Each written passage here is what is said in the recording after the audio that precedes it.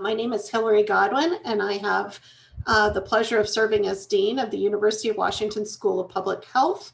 And I am honored to welcome you to this webinar on police violence as a public health threat. Before we get started, I would like to acknowledge that even though we're meeting remotely, we all do so from Indigenous lands. I am personally calling in from the Indigenous lands of the Suquamish people. And in Seattle, where many of the folks on this call live and work, we recognize all the Coast Salish people, the Suquamish, Tulalip, Duwamish, and Muckleshoot nations. We'd also like to acknowledge, I know we have many folks who are calling in from Portland, which is the Indigenous home of the Multnomah, Clackamas, Chinook people, as well, and also to acknowledge the many other tribes of the Pacific Northwest, including the Yakima, Wascos, Silets, and Cowlitz tribes. In doing so, we honor people who are still here and on whose land we are guests. The traumas that we will be discussing today are only the most recent chapter in a centuries-long story of violent colonization, one in which systemic violence and the threat of violence have been used to subdue and silence populations, and chemical weapons have been used to poison both people and the earth. I also want to acknowledge that the privilege that many of us, including myself, enjoy was built at the expense not only of the original inhabitants of these lands, but also at the expense of and with the labor of individuals who were forcibly brought to these shores. Thank you so much to the panel members who are taking time out of their incredibly busy schedules to provide us with their insights into a very timely subject. I appreciate and honor your dedication and commitment to working on this topic of police violence as a threat to public health, and really look forward to hearing your insights and learning more about your work. I also want to thank our co-sponsors of this event. So in addition to the School of Public Health, we are co-sponsored by colleagues at the UW School of Law, represented by Dean Barnes and his colleagues, as well as the UW libraries. And finally, I want to give a big shout out to the organizers of this event, including Amy Hagopian. It's never easy to organize events like this, but it's clearly more complicated due to the pandemic. And I really appreciate all the work you've done to bring everyone together while you're still working on all your regular day-to-day responsibilities. It's worth noting that it's only been a few weeks since police violence took center stage again nationally due to the trial and conviction of Derek Chauvin, and a little less than a year since the murder of George Floyd, which sparked protests nationally and locally against police violence. Today, we'll talk about the acute impacts that the police response to those protests had on individuals who spoke out and participated in protests, both here in Seattle and in Portland. And equally critically, we'll discuss how long-standing and ongoing police violence has adversely and profoundly impacted the health and well-being of populations, particularly Black, BIPOC, and other minoritized populations. And finally, we'll hear from legal scholars and activists about what legal strategies we can use to prevent and interrupt these harms going forward. So now, please welcome the leaders of our two partner sponsors, Mario Barnes, the Dean of the UW Law School, and Madeline Mundt, representing the UW Library's Open Scholarship Commons. Thank you both for your support and for your participation. Dean Barnes and Madeline Mundt will provide short remarks, and once they finish, Angelica Chazaro from the law school will serve as moderator and will provide a more in-depth introduction to each of today's panel members. Dean Barnes, the screen is yours. Thank you, Dean Godwin. Thank you, co-sponsors, organizers, participants, including faculty from the School of Law, who not only endeavored to shape current conversations around responding to racialized violence, but have sought to theorize more equitable funding and accountability models for law enforcement.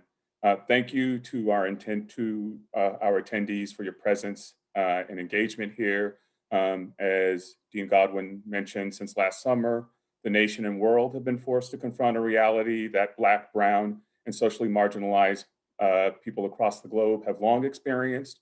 Race as a social construction that was devised to enforce societal status and privilege hierarchies has not only become a marker that controls access to the vestiges of full citizenship, but also now determines the lives upon which extreme and public violence can be visited under the sanction of law and through the power of the state.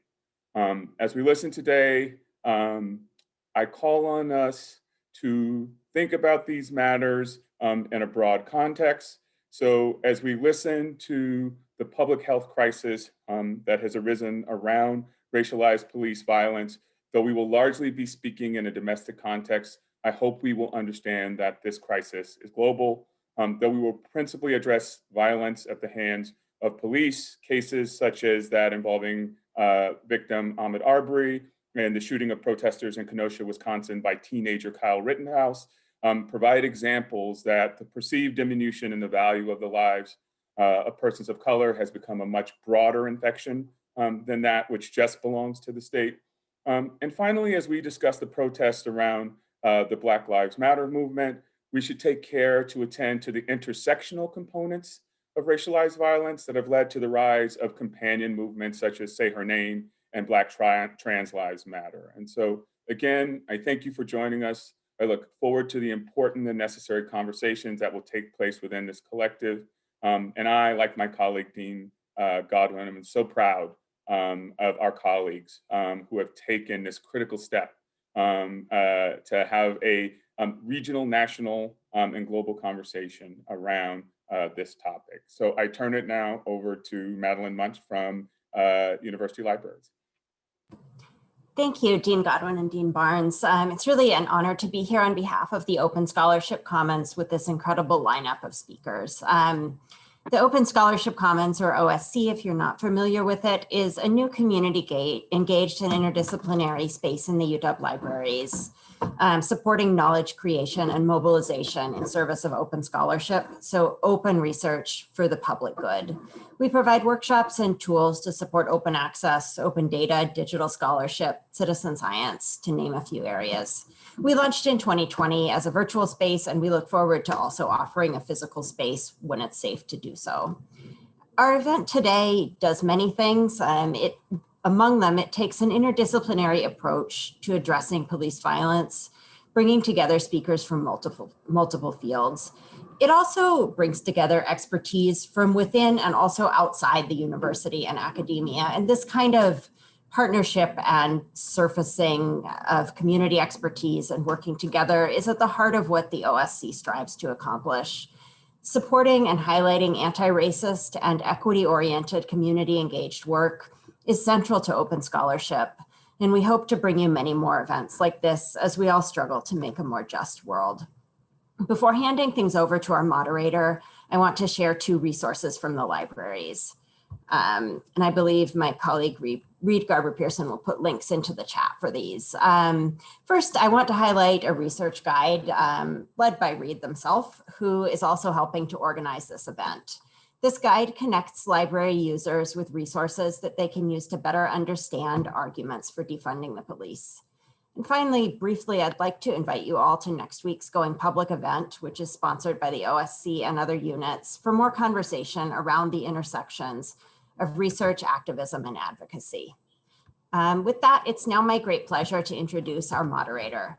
Professor Angelica Chazaro joined the UW Law School faculty in 2013. She teaches critical race theory, poverty law, professional responsibility, and courses on immigration law. Following law school, Professor Chazaro received a Ford Foundation Fellowship to work with the Northwest Immigrant Rights Project in Seattle, where she spent 7 years.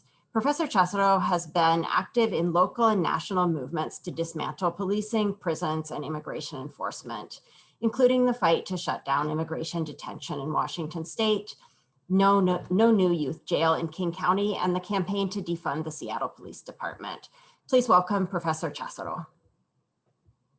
Hey everyone, thank you for the tiny mute claps. It's good to see all of your faces. Thank you everyone for logging on. I know we have people logging in from all parts of the country, and so it's wonderful to have this conversation. You know, Zoom makes things more difficult in many ways, but I know that you all probably wouldn't have flown in for this event otherwise, and so I'm grateful for the ways that we are able to be together right now.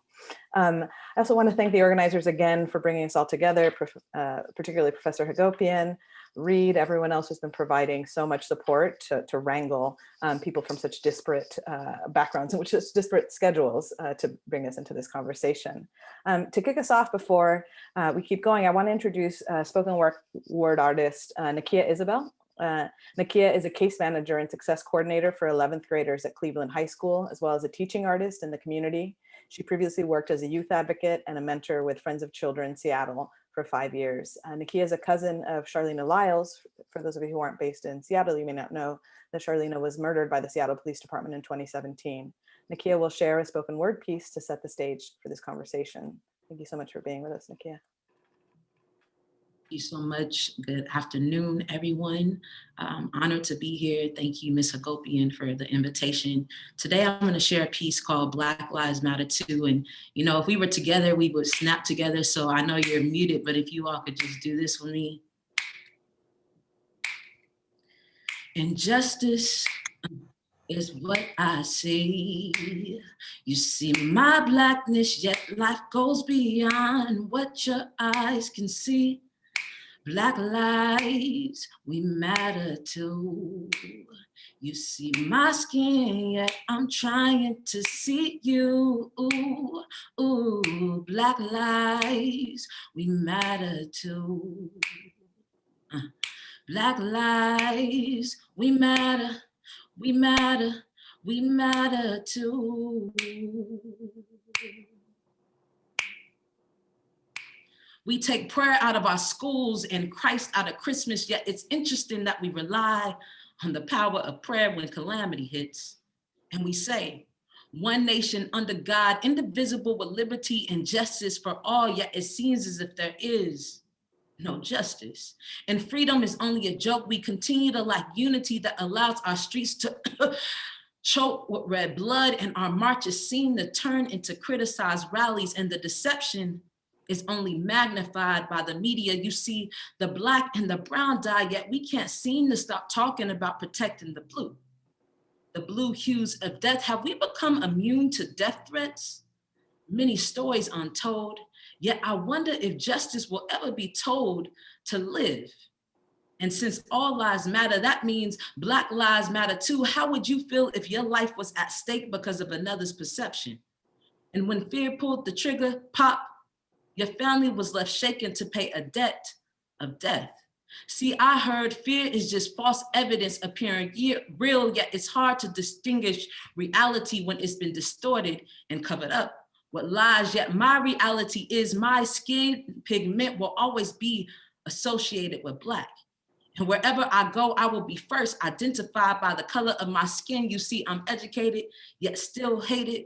And I'm loved, yet still hated. And we can follow protocol, yet still lose our lives to the hands of fear. And we can sit in silence, yet that's what they want us to practice. They, the system that was set up for its fellow American citizen to fail.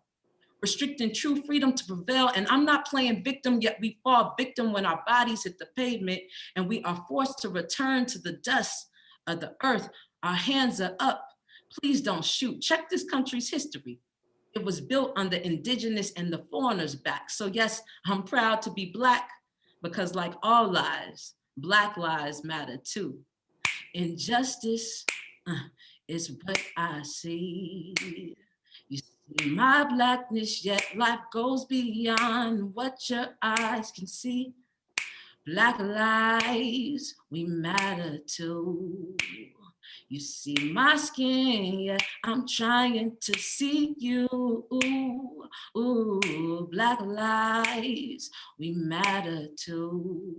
Ooh, Black lives, we matter, we matter, we matter too. Thank you.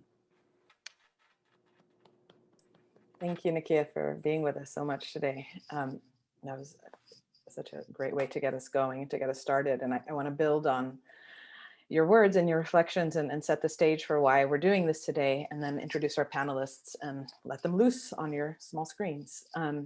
So as Dean Godwin mentioned, 12 days from now, we'll be marking the 1-year anniversary of George Floyd's murder at the hands of the Minneapolis Police Department.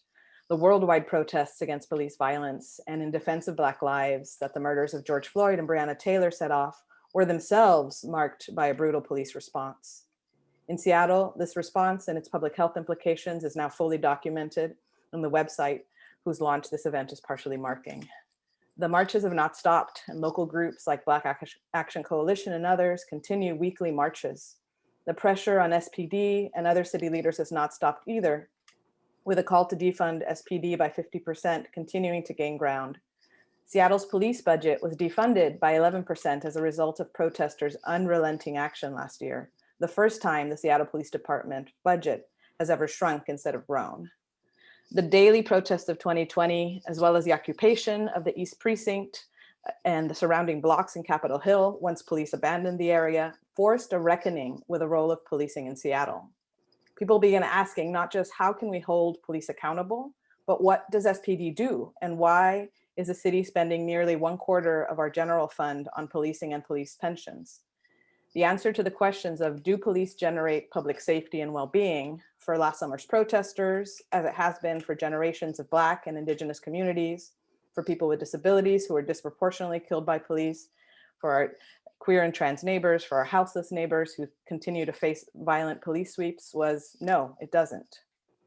There are many ways to quantify the violence against protesters. One of them is by looking at police overtime. In just 60 days of protest, SPD spent over $10 million in overtime pay, paying officers for inflicting the harms that you see highlighted in the SPD 2020 violence website, and which our panelists will speak about today. Our discussion today will focus on the violence against protesters, but should also be contextualized within the anti-Black violence endemic to policing, the reason protesters hit the streets to begin with. Just yesterday, our current Seattle police chief overturned a recommendation from the city's Police Accountability Office and decided not to discipline an officer who gave the order for tear gas and blast balls to be used against protesters after a tug of war over a pink umbrella on June 1st of last year, one of the many incidents captured on the website. The work of today's panelists forces a reckoning with this violence as a public health crisis, one that is continuing, and I'm grateful to be part of this conversation and help moderate this today. So I'll be introducing each of our speakers all together in advance, and they will each get between 7 to 10 minutes to say their piece, and I will gently interject if they have gone over time and give them a 1-minute warning to wrap up their brilliance. I will then moderate a conversation between the speakers. Feel free to be writing in questions into the chat box as the conversation goes on, and hopefully we will have some time to integrate your questions as well. We'll set up breakout reception rooms where you'll be able to slot yourself into the breakout / awkward Zoom reception of your choice to ask questions of our speakers. So without further ado, let me introduce our speakers and we can hand over the screen to them. Professor Amy Hagopian is a professor at the University of Washington School of Public Health. She researches the ways in which the maldistribution of power undermines health. She led a 4-university team to estimate mortality associated with the 2003 invasion of Iraq in 2011, and she teaches a course on war and health. She's also researched the migration of health workers from poor countries to rich ones and works on homelessness and incarceration. She is active in the APHA's International Health Section and Peace Caucus and received the Seidel Levy Award for Peace in 2018. Bob Chang is a law professor at Seattle University, where he directs the Fred T. Korematsu Center for Law and Equality. His book, Disoriented Asian Americans, Law and the Nation State, was published by NYU Press in 1999, and in 2016, he published his book, Minority Relations, Intergroup Conflict and Cooperation. His numerous articles, essays, and chapters discussing critical race theory, Latino critical legal theory, and Asian American legal studies abound. Most recently, he received the Human Rights Award from the Society of American Law Teachers for his work as co-counsel in successfully challenging the termination of the Mexican American Studies program in the Tucson Public Schools. Thank you for that, Bob. He is currently serving as co-counsel to Black Lives Matter Seattle-King County in a lawsuit representing individuals harmed by crowd control weapons during protests against police brutality against Black people. He's also an elected member of the American Law Institute. After Bob, we will hear from Dr. Juniper Simonis, who has a PhD in ecology and evolutionary biology from Cornell and is owner and lead scientist of Dapper Stats, an environmental data science company, and a founding member of the Chemical Weapons Research Consortium. Their research focuses on chemical weapons used by law enforcement on people and the environment, especially urban aquatic ecosystems. In collaborations with other members of the Chem Weapons Consortium, Dr. Simonis has begun developing a public research archive of chemical munitions deployed in Portland. Research on the use of hexachloroethane smoke grenades by federal agents in Portland has been featured in The Intercept, Future Human, AP, Hakai Magazine, the Portland Tribune, the Oregonian, and Salon.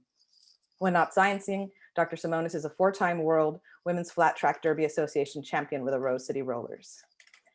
After this, we'll hear from Asha Hassan, who serves as an associate research manager at Planned Parenthood North Central States, based in South Minneapolis, where the uprising began. She's also pursuing a PhD at the University of Minnesota School of Public Health and Health Services Research, Policy, and Administration, with an emphasis on the sociology of illness. Her research focuses on reproductive health equity, particularly measuring and operationalizing the effects of structural racism on reproductive and perinatal health. In the past year, her focus has shifted to exploring national concerns about tear gas used by law enforcement and how it may relate to adverse reproductive health outcomes. Asha Justice Mundt co-authored the first US-based study confirming a link between tear gas exposure and menstrual irregularities. She's a primary investigator in a national study assessing a wide range of reproductive health issues that may be associated with chemical irritant use. Then we will conclude with Dr. Sirry Alang, who's an associate professor of sociology and health, medicine, and society at Lehigh University. Her research explores the role of social structures and institutions in creating health inequities. Her most recent research examines how police brutality shapes health outcomes among communities disproportionately exposed to racialized policing. Her publications on policing and health have appeared in the American Journal of Public Health, the Journal of Racial and Ethnic Health Disparities, Sociological Research for a Dynamic World, and Preventive Medicine Reports. She frequently contributes to dialogue on violent and racialized policing through opinions in Salon, USA Today, and the Union for Concerned Scientists. She earned her PhD in Health Services Research, Policy and Administration at the University of Minnesota School of Public Health. So these are all amazing folks you will be hearing from, whose work I hope you will continue to follow after today. And without further ado, I'm going to go ahead and turn it over to our first speaker, Professor Hagopian. Thank you so much, Angelica, and thank you for being moderator of this event. I'm delighted to share with you the work of our small team over the last 9 months to assemble evidence of harms to public health at the hands and knees of police with a focus on Seattle. Odds are that 3 people die today in the United States as the result of a police killing, but even more were likely injured physically and psychologically. This project began in August of 2020 when a sophomore undergrad from Seattle, Amy Ozinsky, called to ask if I might have an interesting project to work on. She found me on the University of Washington website and noticed that I like to work on big, unwieldy, yet orphan public health problems like war, homelessness, and incarceration. I told her I was going to the nightly protests in my Capitol Hill neighborhood and was worried about the escalating level of police violence. I attended many of those protests with my neighbor and former student, Seth Kramer, who was serving as a street medic. And as with most public health problems, we decided that documenting and characterizing the problem was a good place to start. Seth recruited his friend and tech genius, Nouela Johnston, to our team, who designed a website that I'm going to show you. Together, the 4 of us put together this website documenting the health harms of police violence in Seattle over the summer of 2020. The ACLU and allied law firms in Seattle created a treasure trove of data in the form of hundreds of individual statements by plaintiffs in their police brutality lawsuits filed over the summer. We combed through that material and created individual vignettes tagged by type of weaponry and accompanied by photos of injuries. We reached out to the plaintiffs to alert them we were assembling their stories, giving them an opportunity to opt out. Very few did. I'm going to put the link to the website in the chat, and I'm going to show it to you briefly.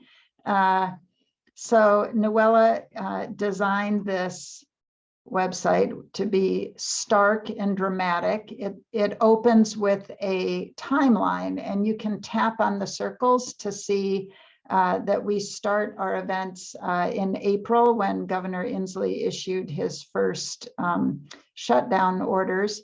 And then we jump to May 29th when the first protests in Seattle took place in Chinatown, actually, before moving downtown on May 30th and 31st.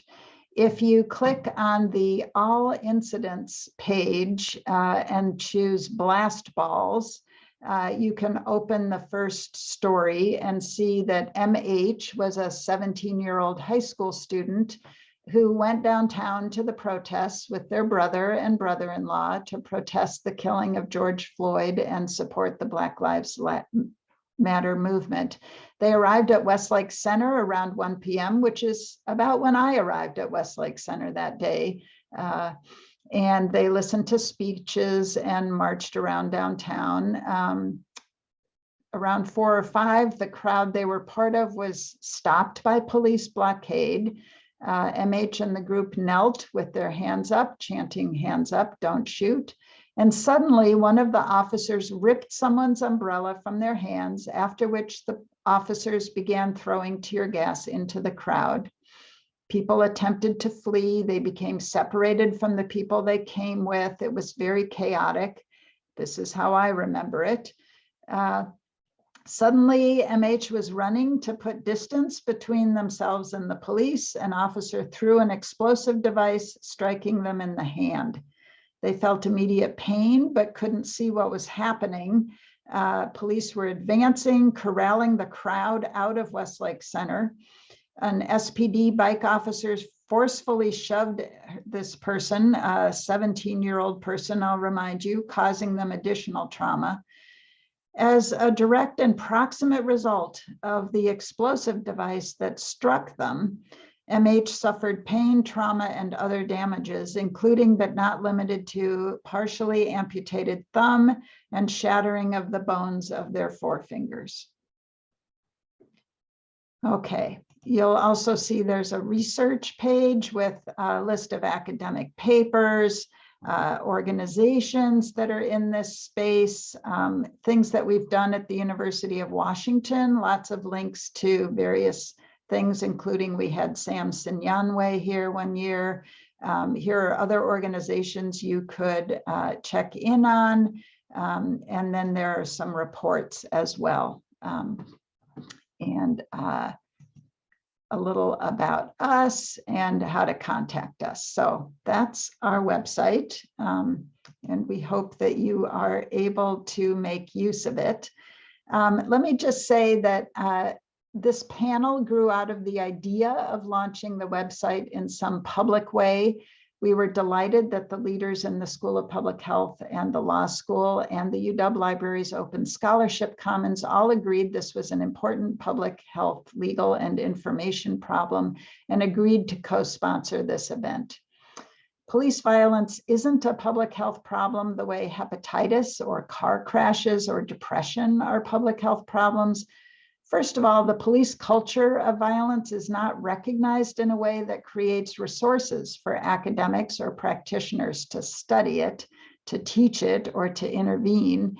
It's a problem that grows from the deep culture of violence in our country that can be traced to our oldest institutions: occupation of native lands, slavery, immigrant exploitation, militarism, and war. And you can see, therefore, why our profession prefers to focus on easy problems like heart disease or the opioid epidemic or HIV or obesity or tobacco. That's a little public health joke. Unfortunately, state and local health departments are operated by the same authorities that govern police department. This hampers their ability to speak out about police violence. However, thanks to the concept of academic freedom, universities are better positioned to bring attention to this problem. We're grateful to the universities involved in this event for their courage in joining the effort. The University of Washington, Seattle University, Lehigh University, and one of our speakers is from the University of Minnesota. We're grateful to all the public health workers out there grappling with how to manage both the immediate health harms and the underlying causes of police violence. And just to close, I'll say that I'm an older individual, and so I've seen a lot. And I have to say, I'm surprised that public opinion on the role of policing in America seems to have shifted far and fast. And I'm optimistic that we're capable of rethinking and radically diminishing the role of police in this country. Thank you, Angelica. Back to you. Thank you so much, Amy. And just a reminder, if folks have questions for Amy about the website, about anything she spoke about, please put them in the chat and we'll be gathering them for our discussion at the end. All right, I'm going to turn it over now to Bob Chang. Thank you. And I apologize because there is my dog, Bailey, in the background. So anyway, thank you for having me. I'm so pleased to be able to join you. My talk is entitled A Tale of Four Lawsuits, although I'm just going to really focus on one of them. It's important in some ways to know that there are four lawsuits. The first one is one that people may be less familiar with. And this is the Seattle Police Department consent decree case. And this started in 2012. And it's important because it intersects with the events of last summer. June 9, 2020 is the case that I'm involved in, Black Lives Matter, Seattle, King County, and several individuals against the city of Seattle. Later on this summer, on August 3rd, Jessica Benton and 4 other individuals sued the city of Seattle.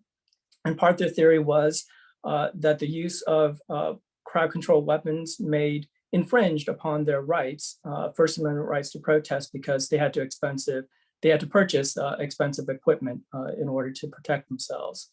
And then at the end of September, there's a lawsuit filed, and this one's a little bit different because this is also in state court, so King County Superior Court, and it's the estate of Summer Taylor. She's the woman who was killed at one of the protests. We're not seeing your screen right now. We're just seeing a blank screen. Sorry about that. Thank you. I am not going to begin again, so don't worry about it. Anyway, the final lawsuit of the 4 is the estate of Summer Taylor. She's the person who was killed by a car during one of the protests. And this is seeking both monetary damages and also injunctive relief, and it's in state court. Now, I'm focusing on, the one case that I have the privilege of being co-counsel on.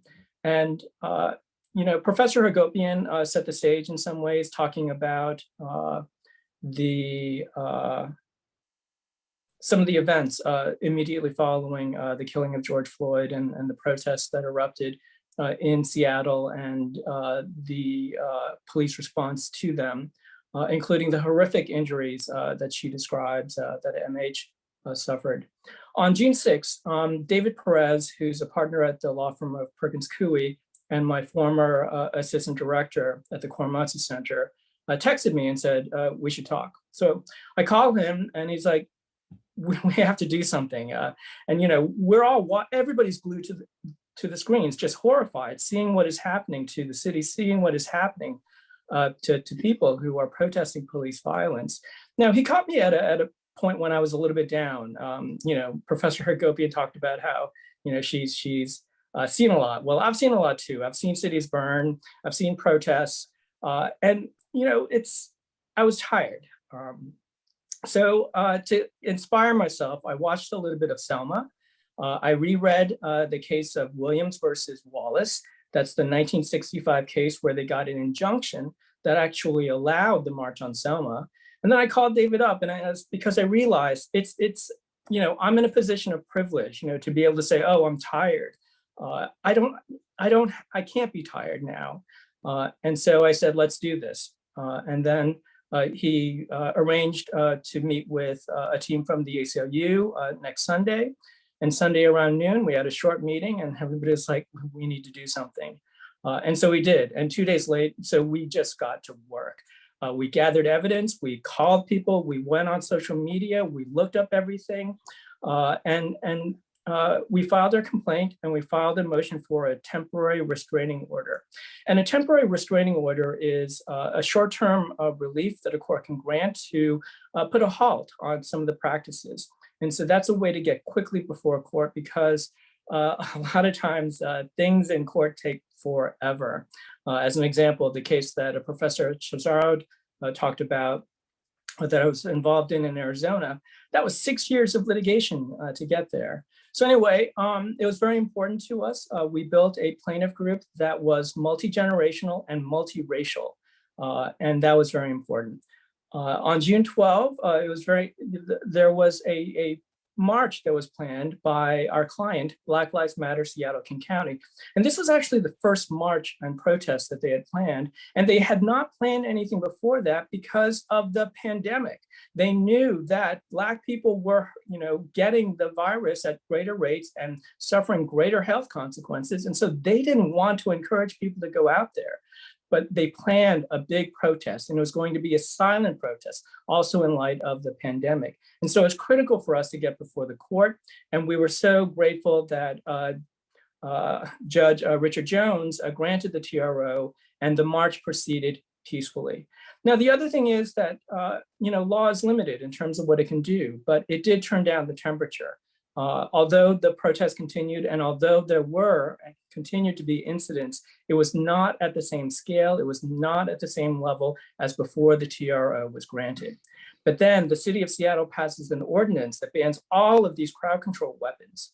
But then it gets challenged by the United States Department of Justice, and Judge Robart then says for the city of Seattle ordinance, puts a halt to it. You can't. It put a stop to it. And then the next day, mayhem occurred. I don't know if everybody remembers July 25th, but terrible, terrible things happened. And so we knew we needed to go back to court. Now, the mechanism to enforce an order is you seek a contempt order. You say that the city of Seattle is in contempt. And so we gathered evidence. We filed our first contempt motion. And then we ended up in negotiations with the city of Seattle and we got some changes made, which we thought were going to be more protective. And again, this was intended to turn the temperature down.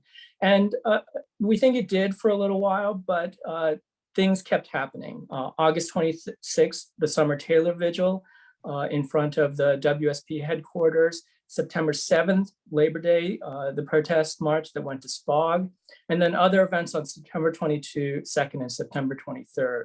And so, we're monitoring all of this, and, contempt is a hard thing to win because it's a higher standard. You need to show it by clear and convincing evidence, not just a preponderance of evidence. And so you also have to think strategically, what are the challenges if you bring a contempt motion and you lose? Because if you bring a contempt motion and you lose, then it's sort of like, oh, the police can just continue doing what they're doing. And so there was a lot of thought that went into it. We then did file our second contempt motion. Things proceeded a little more slowly this time around. And I think part of it was that there seemed to be a sense, perhaps with the judge, perhaps with public perception, that the real crisis that occurred during the summer, the sort of horrific violence that occurred was happening more slowly. And I'm not saying that this takes away from any single incident, but I do think that had an effect on this. And so finally, in December, we got the contempt order. We won on this.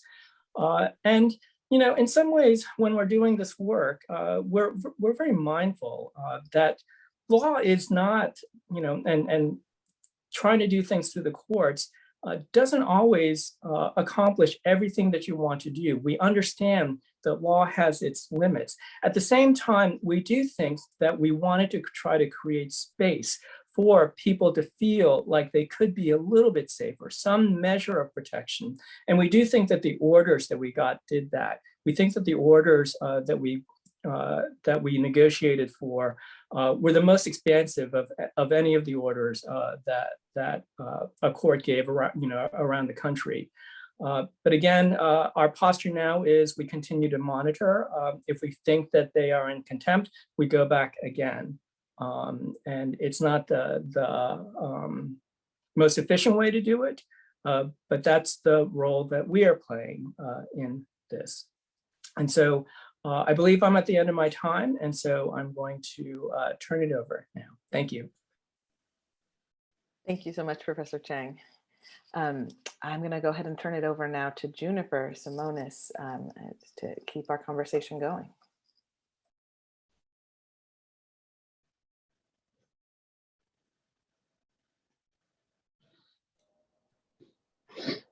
Right, just setting up the screen share. Can you all hear me good? Sweet. And can you see the presentation? Awesome.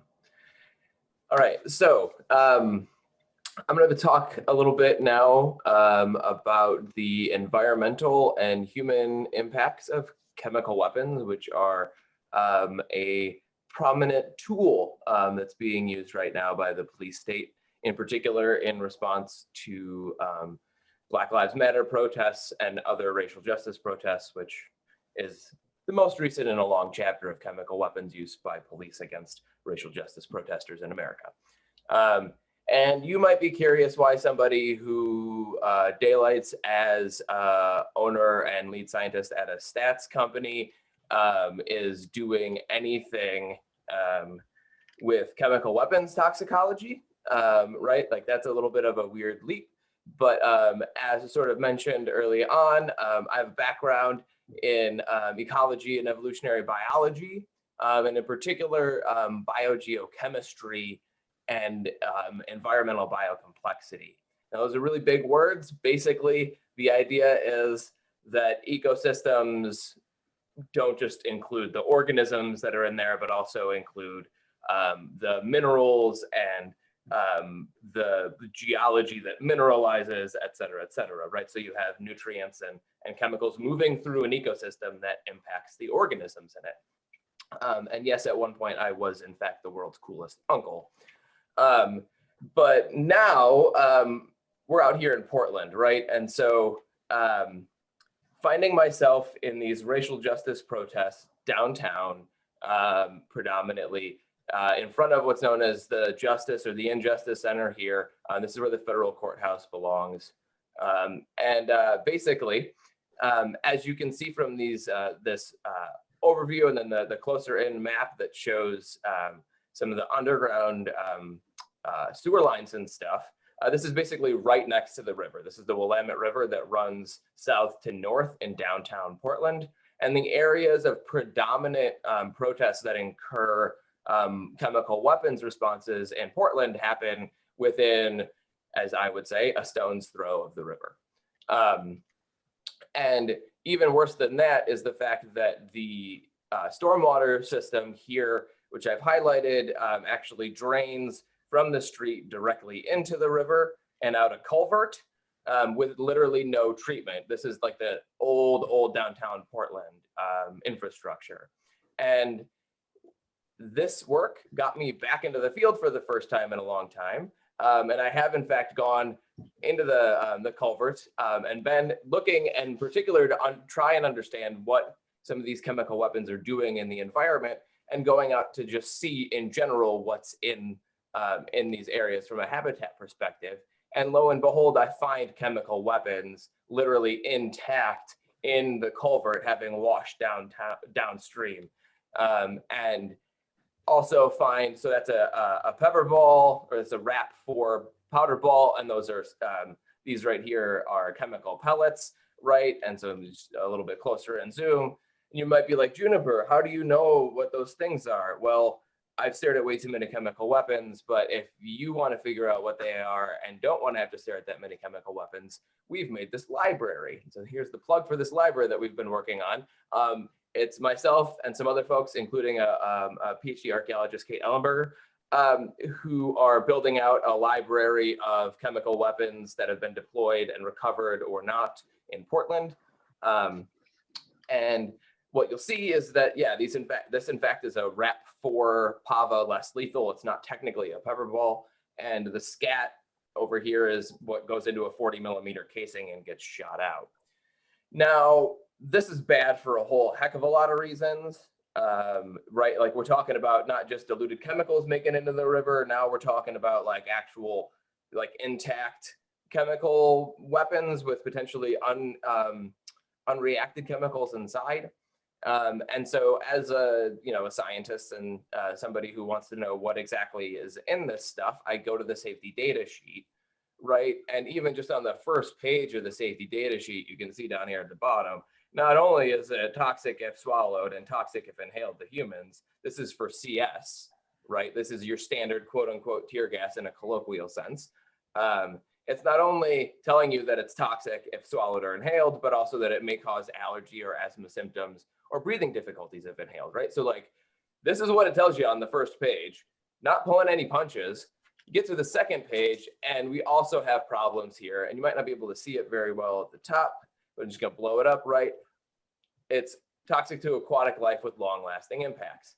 You might not quite be able to tell what this symbol thing is, but when you blow that up, it's basically a dead fish next to a dead tree in what looks like maybe some water. But basically the idea of this image is like the environmental version of skull and crossbones. So like, this is bad. It's really bad when you find it in the river. Amy earlier mentioned sort of conflicts of interest, police and public health oversight. It's also true with environmental oversight here in Portland. The Bureau of Environmental Services, who's in charge of stormwater stuff, was actually overseen during last year by Ted Wheeler, who's also the commissioner who heads the police bureau. So like there's inherent conflicts of interest involved here, but BES did put together a study on what's in the river. They refer to it as riot control agents. I hate that phrase. It's absurd. Those things get used when it's not a riot and they don't actually control anything. Like scientifically, they're shown to not control things. They're shown to move people. And so literally this should just be considered a chemical weapons sampling summary.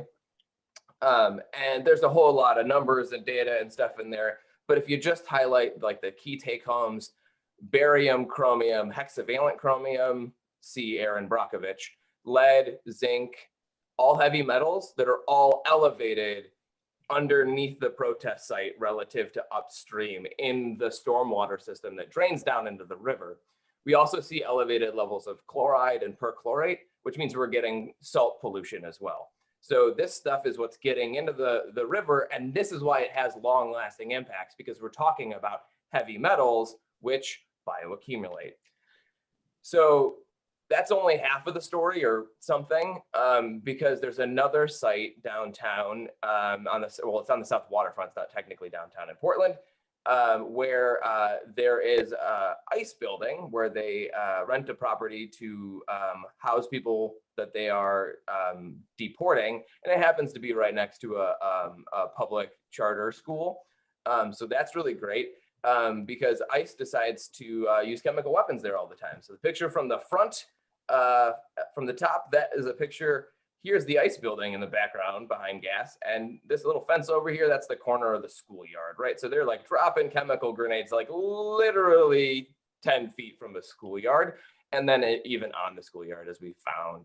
So all of this stuff was recovered literally from on that schoolyard. And it's just like bevies of chemicals, right? So we have lead, chromium, zinc, so we've got these heavy metal stuffs. We've got some really severe organic things like benzene, as well as CS and OC like residues. We find this stuff also on people's masks, either when they're out in the field at night. So like we've looked at masks from folks that have been out like when a protest is happening, and also a mask that I wore while I was just sampling soil samples that picked up like discernible amounts of lead and zinc from the dust just kicked up by the soil. And in fact, when we measured the stuff that's in the soil, we got a lot. We got not only heavy metals, we got a lot of phthalates and other endocrine disrupting chemicals that are persistent. And so long story short is that like basically the dust that comes from the soil in this playground is now exceeding the limit for heavy metals, right? So like if you walked out there with your shoes and then walked around, like basically you would be tracking heavy metals around that would be above an EPA limit. And so that's why the school ground right now is closed down for the year, because like it is literally unsafe for students to go out there. And I still can't get out of my head, and I don't want to actually, the image that the principal put in my head of students in this play yard right here, digging their hands into the soil, because it's a play yard. It's a soil play yard where it's supposed to be tactile play. I've found intact pepper balls, and we find heavy metals at elevated levels in that space. Now, obviously, I'm thinking about this a lot from an aquatic ecosystem perspective, but as you can tell, like my work on this has brought in and sort of forced me to focus a bit on a lot of the description and the understanding of the context and things. And so that's why, you know, we've created the, I'm just going to bring that over real quick, the website, and we're putting reports up on here, right? Like we're putting all this content up here so that other folks can learn about it.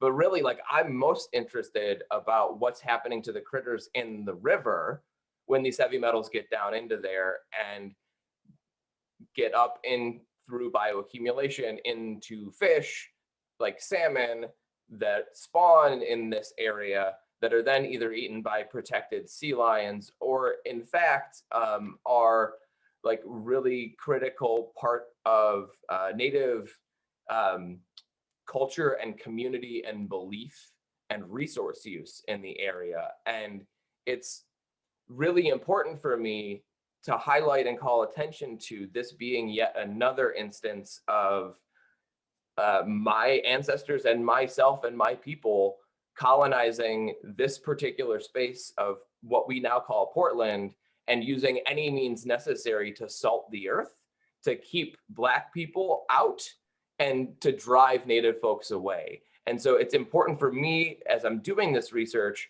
and seeing how significant these impacts can be to put it in that broader context, because it's not a new thing. And there's a much bigger fight that needs to be had around, in general, pollution of waterways that I think brings in a lot more coalition aspects as well. And so I think one thing that I'm like really learning out of this research that I just felt called to do was the amount of connection that this makes with people through their lived experiences, which is something that like as an ecologist is not something that I normally deal with and interact with. And so it's been really humbling, and I really appreciate the opportunity to talk about this stuff here. Because it's still ongoing, and we need everybody that we can to be thinking about these impacts and thinking about ways to, you know, piggyback off of what Bob just talked about, you know, legal aspects and legal challenges that can be based off of these kinds of impacts to the environment as well as to people. So thanks everybody, and hand it back. Thank you so much, Juniper. And thank you so much for collecting all of that in that website as well. I think that will be a tremendously helpful resource for people way beyond the Portland area. So thank you for that. And just a heads up, I think you're still, oh, we have Asha's now. Okay, so Asha's lining up her presentation. As you might recall from my intro, Asha's been studying the reproductive health effects of tear gas for the Minneapolis Planned Parenthood. So I will let Asha take it away. Thank you. I just want to acknowledge I learned so much from Amy, Bob, and Juniper in their presentations, and thank you, Angelica, for the introduction. As Angelica shared earlier, I'm a resident of South Minneapolis and went through the Minneapolis uprising this past summer. Within days of the murder of George Floyd, I began hearing concerns from my neighbors and community about changes they were experiencing to their health, particularly spontaneous uterine bleeding and cramping after being exposed to tear gas. My community asked, is there a link between the tear gas used by law enforcement and the changes that they were experiencing in their health? So today, in the next 7 to 10 minutes, I'm going to walk through the process I've taken in the last year to answer these questions. So the first thing you do when you have a question, at least for me, is I Google it. So I Googled, what is tear gas? And what I learned is that the answer is not very simple. There are a lot of terms that are used for tear gas, including tear gas, riot control agents, crowd control agents, mace, pepper spray, chemical irritants, chemical weapons. And what it really is just a catch-all term for a host of different chemicals, including CN gas, CS gas, CR gas. It could be a combination of those, different concentrations of those. And at the end of the day, this is considered proprietary information by these manufacturers. And oftentimes these aren't even disclosed to the police departments as far as what is specifically is in the tear gas canisters. So Google image picture, the first thing that comes up when you type in tear gas canisters, and you can see different types of tear gas canisters there. So the second thing I did was I tried to understand what the research literature was. Had there been any publications about tear gas, and what were they saying about tear gas and health? And I learned that there's a host of long-term effects and short-term effects that we already know, including blindness, glaucoma, immediate death, respiratory failure, and of course the short-term effects that I think most of us were aware of, including the burning of the eyes, nose, mouth, lungs, skin, and nausea and vomiting. What I want to make very clear is that there is no dispute or ambiguity that tear gas is harmful to health, but there was no published data on reproductive health effects. For a long time, there has been anecdotal evidence of this. There are examples in the journalism world of asking this question back decades, and even reports from Bahrain and Gaza, the Middle East, clinical observations showing increases in miscarriages and stillbirths after tear gas exposure. So a community would be exposed to tear gas, and doctors and nurses would recognize that there would be more miscarriages and stillbirths in the healthcare system. There was an unpublished study from Chile that led to a ban for 11 days that ended up not being published. And a question I get a lot from people who know that I'm doing this work is, tear gas has been around since 1928. Why are we just hearing about this question about menstruation and tear gas, or reproductive health and tear gas? And I have a couple of theories as to why that might be. First of all, we are just now beginning as a culture to talk openly about menstruation and reproductive health as a part of a normal health and behavior. This has traditionally been and historically been taboo. We also now live in an internet age where people can communicate and share their experiences. And this is by and large where a lot of this information and questions have arisen from, is people asking these questions on places like Twitter. Additionally, the research in the tear gas world has largely been in the military setting on majority cis men. And these are just not questions that are asked. They're more so concerned about respiratory effects and having soldiers be able to manage a situation where they're exposed to tear gas. And one of the things that I keep thinking about is Ferguson and the Dakota Access Pipeline protesters. And were these concerns that they were having? And to me, from the conversations I've had, it sounds like these were concerns that they were having. And a question of self-reflection for the researchers in the room. Where were the academics in these communities? Were there academics in these communities? And were they listening to their communities?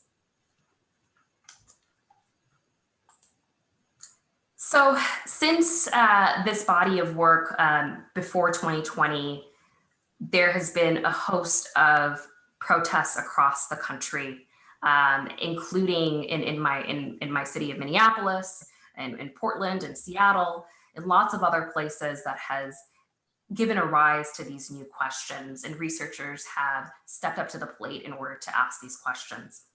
Most recently, my co-authors and I published in the BMC Public Health just a few weeks ago. And what we found was that 54% of Portland survey respondents reported receiving or planning to seek medical care after being exposed to tear gas. One interesting finding was reported increase as people increase their exposure to tear gas, the more likely they were to report having health issues, suggesting a potential dose response. This was also the first paper to be able to show a link between tear gas exposure and menstruation irregularities. And that includes extreme cramping, uterine bleeding, breast tenderness, and other side effects. Another paper that has recently come out is from the University of Minnesota, led by Erica Kask. And this is about injuries from less lethal weapons. And we think about rubber bullets and other projectiles, but tear gas canisters are also projectiles.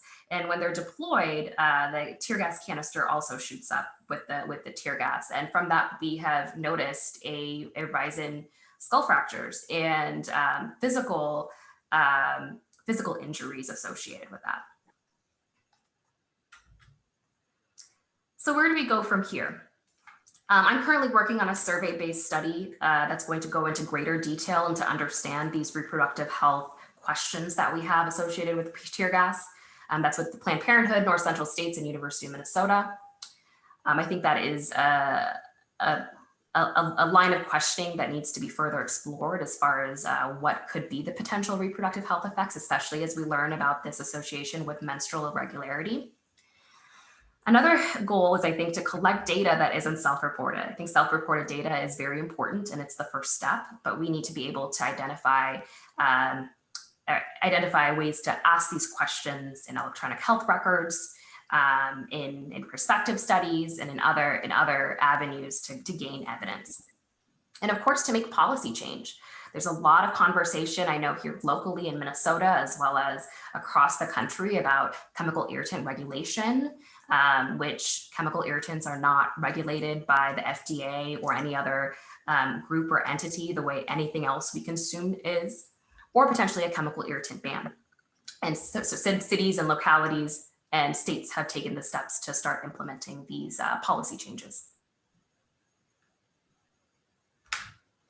So in conclusion, I really want to focus on 3 different take-homes for you guys. Chemical irritants used by law enforcement is an explicit example of structural racism's impact on health. Police violence levied at people protesting racial injustice, which is a long-standing and effective tool of the white supremacist system, is harming people's health.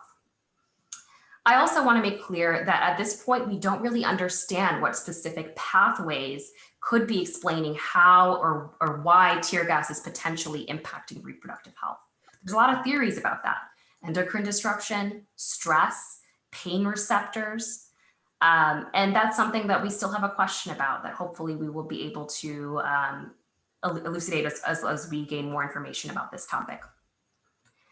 Lastly, building public health research evidence is important, but at the end of the day, listening and believing the accounts of people, particularly women, trans, and non-binary people in this moment is critical. We have a long-standing habit, I think, in the public health literature of discounting self-reported data. And at the end of the day, people know their bodies the best. They are the experts on their bodies. That's all I have for you guys today.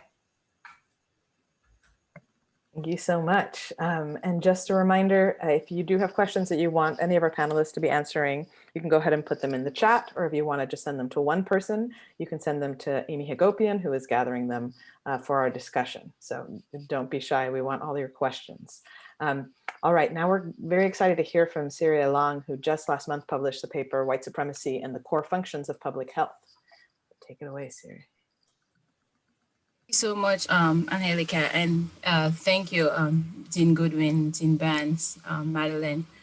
Thank you so much, Amy, for inviting me, and thank you for the incredible people who've spoken before me. Just sitting and listening to this, I'm thinking, how do I put this all together? The different parts of it that shape public health, and also Nakeya, thank you so much. Thank you so much for the spoken word. Really, really appreciate you giving us that. I think about police brutality as a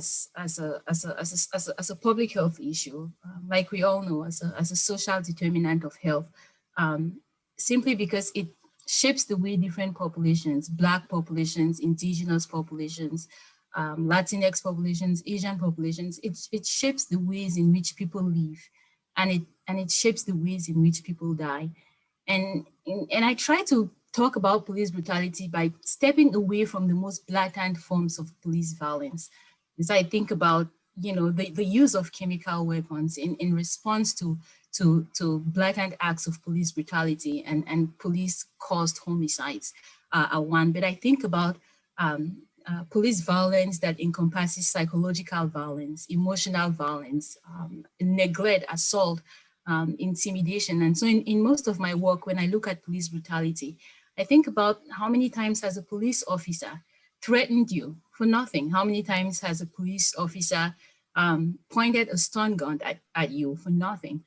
So the ways in which police might psychologically harm individuals, and then the response of police violence by different communities are all social determinants of health, because they shape the way people live and die.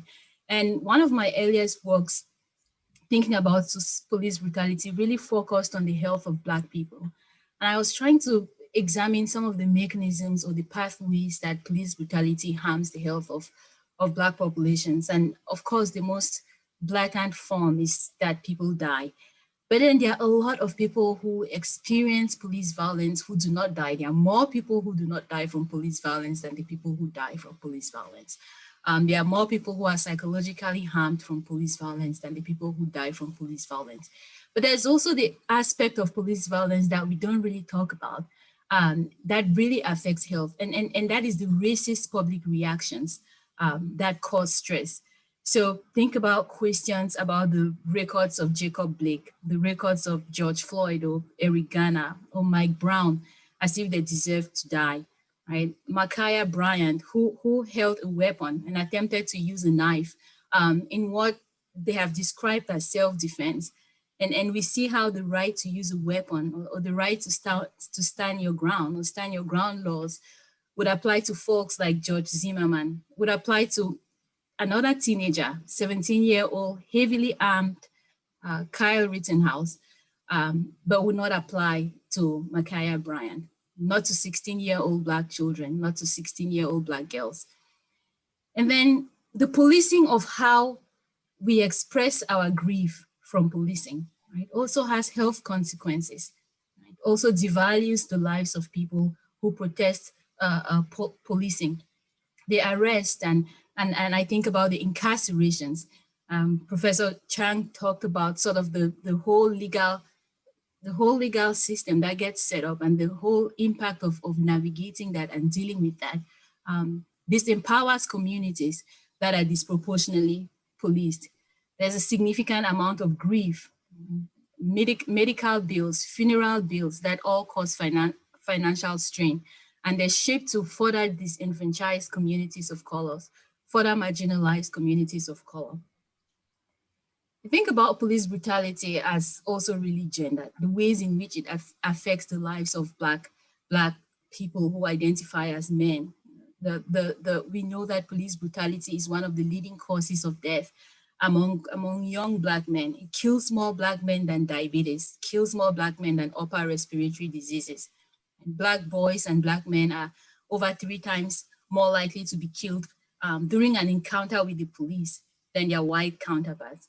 And there are similar high rates among Latino men and among Native American and indigenous men. And these are all preventable. So thinking about the impact of police brutality, I think about just imagine if we didn't have the kind of summer that we all had in 2020. I think about the emotional stress of that summer. And think about that being the day-to-day experiences of communities that are disproportionately policed, having to navigate that just as their everyday experiences.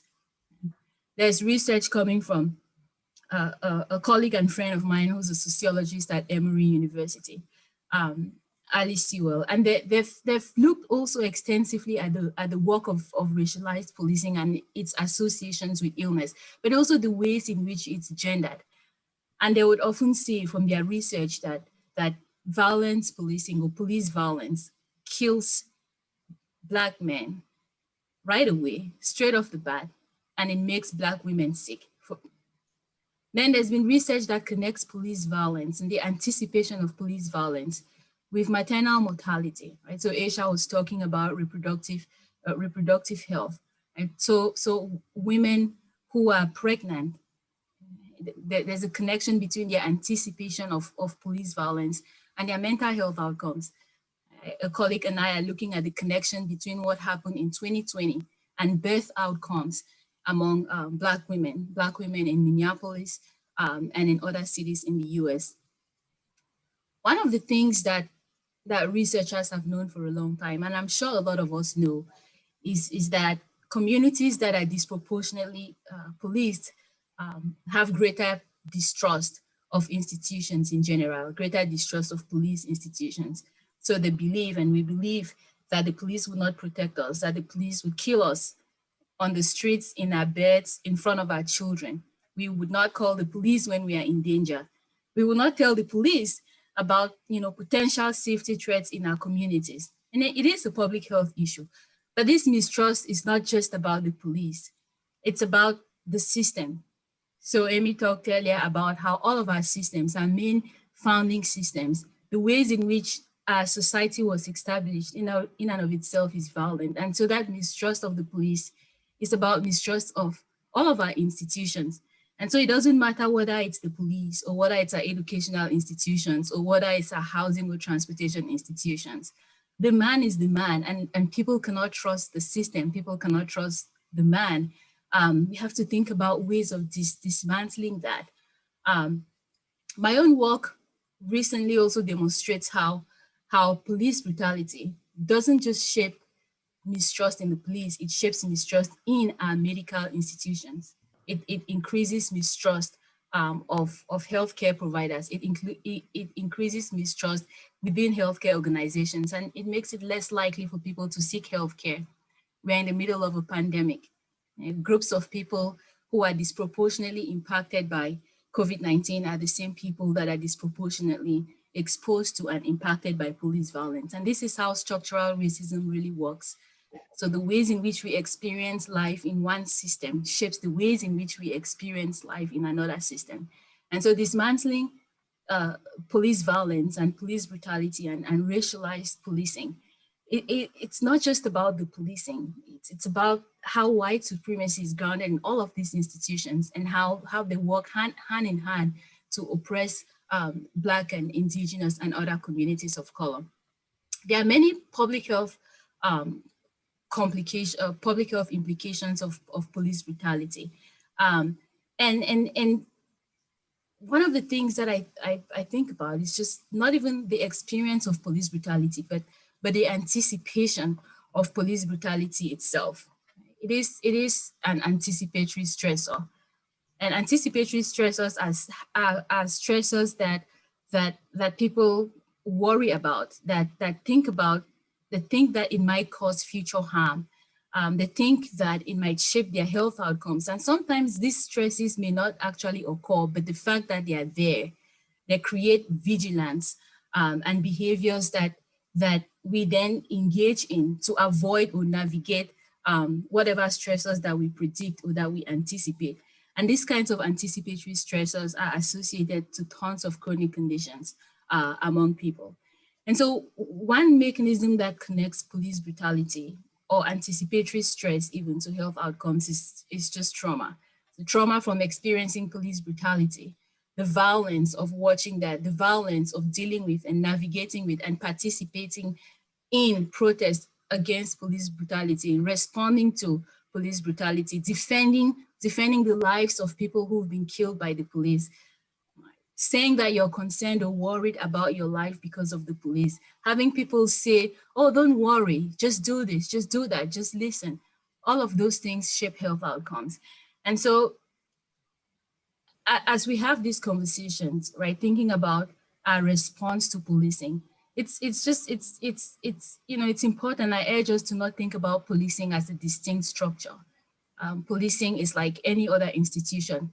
Unfortunately, it's just one of the most blatant indicators of structural racism and systemic violence. But that's not to say that violence doesn't occur in other spaces. It's not just, we don't have the viral videos of the things that go on in our long-term care facilities, for example, in all kinds of places against communities of color. And so as we have conversations about how to move forward with racialized policing and dismantling these systems, to understand that the core of what we see, the core of this violence is white supremacist violence. And it's really past time for us as a society to engage with it directly and try to dismantle it. I look forward to continuing the conversations. Thank you so much. Thank you so much, Sirry. And we have been gathering that, thank you for bringing together also, being the last speaker, that's hard to bring together every single one who's spoken before, and you did such a beautiful job with that. So right now we're shockingly on time. So we have about 11 minutes before we go into our breakout groups. And before going into the excellent questions that some of you all have contributed in the chat, I wanted to give a chance for different panelists to respond to each other, to ask each other questions, because I know we all had a chance to meet each other briefly before this, but this is our first time hearing each other's presentations. And apologies for the 4-year-old elephant in the background there.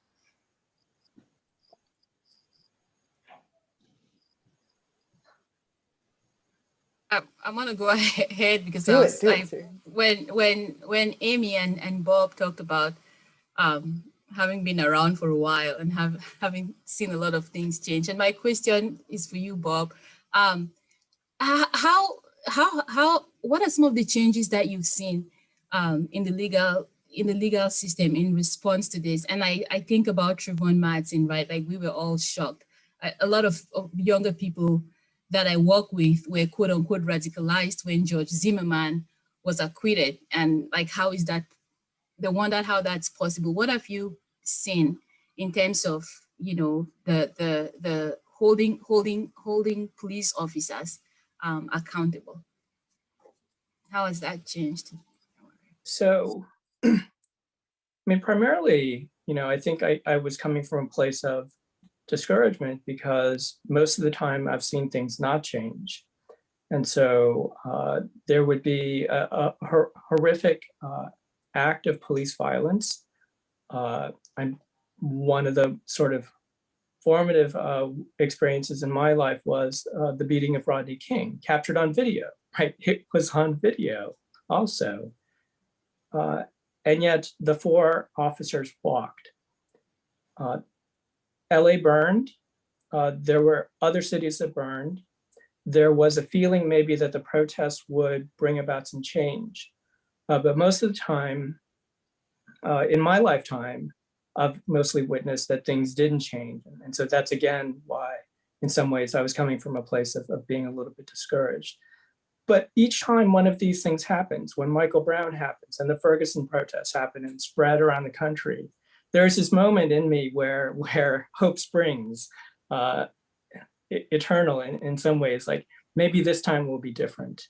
And so in some ways, even though I've often been disappointed, I do remain optimistic that maybe this time will be different. You know, we've seen in some ways in Washington State, at least, the legislature here has done some remarkable things. We've seen some other remarkable things in other legislatures. And so I hope that this will be different, but time will tell.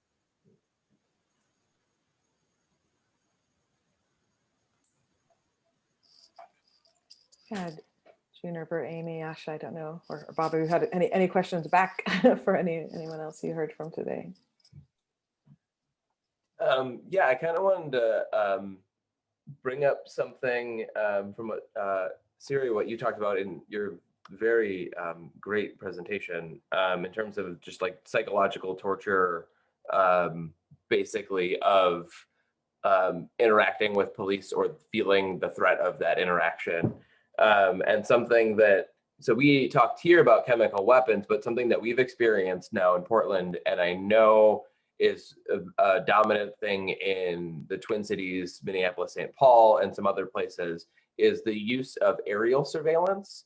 And in particular, in Portland, we have regular plane flights. I know in Minneapolis, there's helicopter flights. And it's, you know, it's used in various ways. And I'm wondering if anybody's looked into the use of aerial surveillance or aerial aspects of policing, which go back, you know, pretty far. As long as there have been airplanes, police have used them to surveil and harass people. And so feeling it so visibly or auditorily right now, I'm sort of wondering if that's something that you've thought about or know about or are connected to people thinking about the surveillance, especially from the aerial side of things.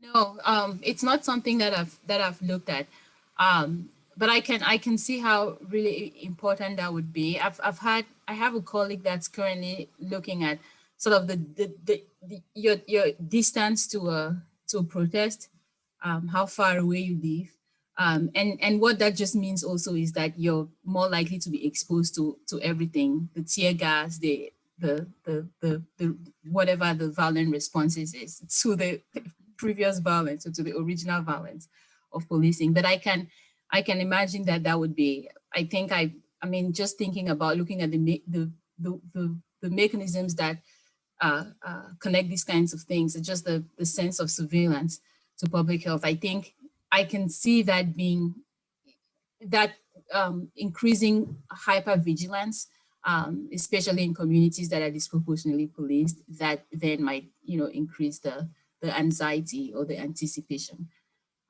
around police violence. But yeah. I might just add that in war research, there is a very similar concept of distance from battles and explosions and correlating health outcomes to those distances, because there are data kept on these things sort of amazingly. And it is sort of interesting to think about the parallels between what we're experiencing at the hands of police in the United States as similar to a war zone.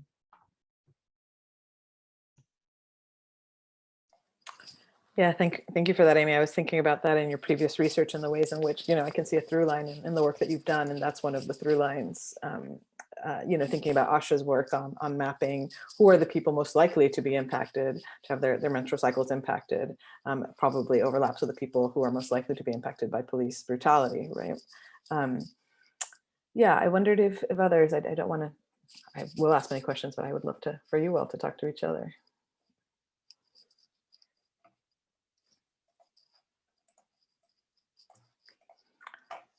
All right, because I can't deal with silence, I'm going to go ahead and pull up some of the audience's questions. Let's see. I guess there were some questions for Asha around, you know, there might be some folks who say that the menstrual irregularities are due to the stress of being at a protest or the COVID-19 pandemic versus being caused to tear gas exposure. And I wondered if you've taken a look at any of that. I think that's a great question that I've gotten a lot. And I have two general responses to that. Firstly, at the end of the day, people are the experts of their bodies. I think lots of people understand when stress is impacting their reproductive health. And one of the questions, so our survey or our study through Planned Parenthood University of Minnesota has two elements to it. One is a clinical case series. So we approach that question. We do clinical interviews and ask people questions about their medical experience. But one of the questions that we ask people is, do they believe there's a connection here? And it is across the board, like 100%, 99, 100%, where people strongly believe that this is a connection. And at the end of the day, I hold that as a truth. Another way that we're hoping to really ask this question is through our survey. We asked people if they had a history of experiencing stress impacting their reproductive health or their menstrual cycle. And we hope to use that as a proxy to better elucidate whether that is an avenue of further research. But at this point, I personally feel that that stress is not my main question right now, just because that is not the main question of the participants of our research studies. And I want to hold truth to what they feel is their question, which is, this has never happened to me. I've experienced stress before. What's going on? So I still hold that door open as to what the potential other explanations might be beyond stress. Thank you. I think, can I just add Yes. a little bit onto that? Just the other thing that, in speaking with Britta, who's another author on that paper, and having her kind of distill some stuff for me, because I'm not a reproductive health person, but something that she pointed out to me, and I'll take her word for it, is that the variety of symptoms reported from exposure to tear gas is much broader than the variety of symptoms that are ever documented surrounding just general stress or even specific kinds of stressors. And so like the variety of symptoms here is much, much broader. And that also points to there being a cause that, yeah, maybe stress might be in there, but like that's certainly, there's much more than stress involved, because these other symptoms aren't typical stress symptoms, even though they're associated with menstrual dynamics in one way or another. Thank you, Juniper. I think so. The stress literature really points to examples of amenorrhea, which means just menstruation ceasing as an effect of stress. But this specific type of experiences people are reporting, which include, spontaneous uterine bleeding, just, bleeding unexpectedly and extreme cramping. Some people describing it as similar to what they've experienced with a miscarriage or with pregnancy. That is not founded in the stress literature. So if I may add, just one of my roles in the litigation was to research the chemical weapons and impacts. And I just want to end with one of the ironies, which is that CS and CN, so the more formal things that are known as tear gas, are banned in war, but you can use them on your own people, which is one of the things that is a little bit of a puzzler. And so I just wanted to throw that out there. Thank you. Just another quick add-on there in response to somebody's question that was about like, what can we do to stop this, right? Like the regulation things, whether they're regulated one way or another doesn't actually end up mattering. Like, I think Asha, it was you that pointed out that like this stuff isn't regulated by FDA, right? Like, so capsaicin, which is literally a rodenticide, if you want to like spread it in your yard to keep rats away, it's more regulated than if you wanted to spray it at somebody in their face, right? Like literally that's the way it is. But then also we know from the way that DHS has acted here with hexachloroethane smoke, which is an EPA listed hazardous waste, that even the top level of a federal recognition and restriction and regulation on what can be used on the ground doesn't matter. And so there's a huge problem here that we have with like, what actually are the actions that are needed to get over this problem? And a lot of it has to do with like, what is the translation from, a regulation to action on the ground through litigation, but how long does that take us and what's the damage in the interim? Thank you, Juniper. And that's such a great way to connect, the damage from clearly one regulatory regime has identified something as hazardous, but when it's then, used in ways that are policing primarily BIPOC communities, it's a whole different story. There's so many good questions that we have in the Google Doc that we've put in the chat. So I think just because I know folks have different kind of levels of interest, we're going to go ahead and break you all out into your groups. But before we do that, though, I just wanted to clarify, because I'm grateful to a couple people in the chat who clarified that Summer Taylor, the person who was killed here last summer, used they, them pronouns and was identified as non-binary. Just, you know, so much of our event is about naming things as they are, naming police violence as public health violence, and I wanted to end on that note as well. I'm gonna go ahead and see if there's, what are the breakout rooms? I assume that they are somewhat pre-prepared or named. So I might ask for support from our tech folks as we name those. And so for those of you who do have questions, you'll be able to ask those questions directly of the folks in the breakout rooms that you head to. And at the end of the breakout rooms, that'll be the end of the event. You will not be coming back to this big, beautiful room. And so I just, before we leave, want to thank all of you for being here. I want to thank our panelists for the tremendous work they did. I want to thank Professor Hagopian for bringing us all together, and all of the hosts of the event.